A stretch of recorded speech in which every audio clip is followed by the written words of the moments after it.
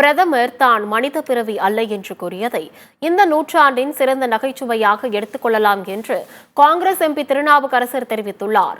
சென்னை எழும்பூரில் சீபா ஆதித்தனாரின் திருவுருவ சிலைக்கு மரியாதை செலுத்திய பின் செய்தியாளர்களை சந்தித்த திருநாவுக்கரசர் இவ்வாறு கூறினார். திருநாவுக்கரசர் அறிவுபூர்வமாக சிந்திப்பவர்கள் யாரும் இதை ஏற்க மாட்டார்கள் எனவும் தெரிவித்துள்ளார். சீரியஸா பேசிட்டு இருந்தவர் இப்போ ஜோக்கெல்லாம் அடிக்க ஆரம்பிச்சிட்டாரு.